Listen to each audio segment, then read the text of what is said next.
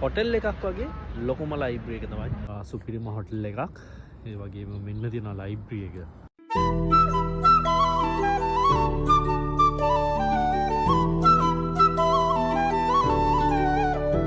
ඉතින් මං අද ඔයාලා විතරයි යන්නේ ඔස්ලෝ වල තියෙන සුපිරිම නිකන් හොටෙල් එකක් වගේ ලයිබ්‍රරි එකකට. ඔස්ලෝ වල තියෙන ලොකුම ලයිබ්‍රරි එක. ඒක ඇතුළට ගියා කියන්නේ හරියටම හොටෙල් එකකට ගියා වගේ. ඒ තරම් ෆැසිලිටිස් තියෙනවා. ඉතින් මං ඔයාලට පෙන්නනම් ඒ ළඟම තියෙන සුපිරි හොටෙල් එකකුයි ලයිබ්‍රරි එකේ සයිසස් එක. මේ තියෙන්නේ තෝන් හොටෙල් එක. සුපිරිම හොටෙල් එකක්. ඒ වගේම මෙන්න තියෙනවා ලයිබ්‍රරි එක. සාමාන්‍යයෙන් දෙකේ වෙනස බැලුවම තේරෙනවා නේද? සාමාන්‍ය ලයිබ්‍රරි එකේ සයිස් එක. මේ ලයිබ්‍රරි එක ඇතුළට ගිහිල්ලා බලමු. මෙන්න තියෙනවා guys ලයිබ්‍රරි. අපි ඇතුළටම ගිහිල්ලා බලමු මොකද වෙන්නේ කියලා.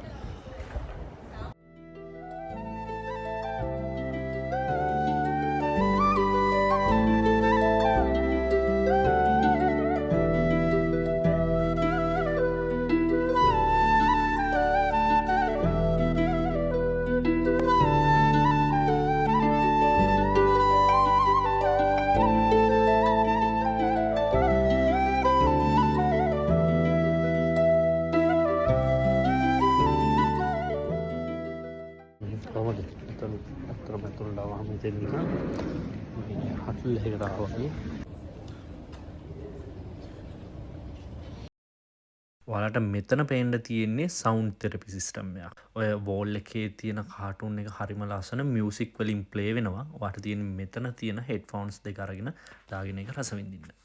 ඉතින් මේ ලයිබ්‍රරි එකට ගොඩක් එන්නේ දිනදා ජීවිතේ තමන්ගේ වැඩ කරගන්න.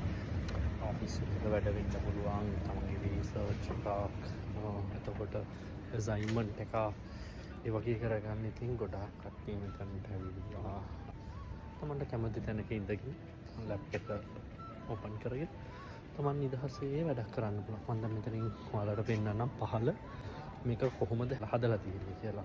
ඒතර මේ වගේ දියුණු රටවල් වල තියෙන එක දෙයක් තමයි හැම නගරයකම මේ වගේ ඒගොල්ලයි ලයිබ්‍රරි එකක් තියෙනවා. කැමති කෙනෙක් ඇවිල්ලා කැමති නිදහසේ වැඩ කරලා යාට යන්න පුළුවන්. මම ඔයාලට මේක පෙන්නන්නම් පහළ.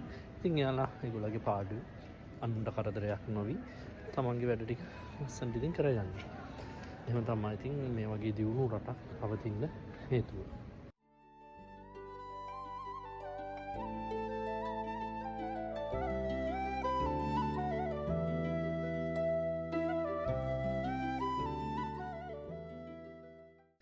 ඉතින් මේකේ බලාගෙන යද්දී උඩට විතරක් නෙමෙයි පහළටත් මේ අන්ඩර්ග්‍රවුන්ඩ් ලයිබ්‍රරි එකක් විදිහට මේක ලස්සනට ඩිසයින් කරලා තියෙනවා. මං එළියට ආවා. ඉතින් එළියට එද්දිම පිටිපස්සෙන් ලොකු වැස්සකුත් එනවා. ඉතින් තව ටිකකින් ඉර නැති වෙලා සම්පූර්ණයෙන්ම වහින්න ගනි. ඔස්ලෝ වල තියෙන හොටෙල් එකක් වගේ ලොකුම ලයිබ්‍රරි එක තමයි අද මම ඔයාලට වෙන්නේ. ඉතින් නෙක්ස්ට් වීඩියෝ එකෙන් හම්බෙමු. එහෙනම් ගිහලා එන්න. ජය වේවා.